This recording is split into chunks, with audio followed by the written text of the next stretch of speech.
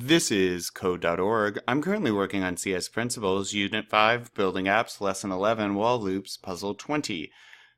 Defensive loop conditions. Take a look at the starting code. Instead of counting by threes, we decided to count by fours. Yes, you did. But this will run us into a problem. Can you see why? Yeah, 0 plus 4, you're never going to... Wait a minute. Equal, yeah, 30. You're never going to equal 30 at all. So you're not going to stop counting when, okay.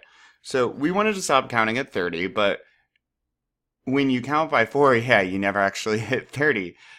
It would go 24, 28, 32, 36.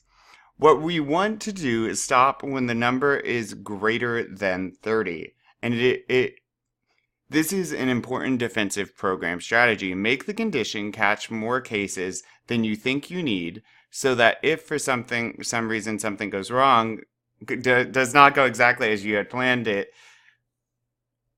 it will hit a stop condition and not go infinitely. Yeah, it's really rare to ask to use like equals equals as a condition to stop a loop, because then it has to be that exact number.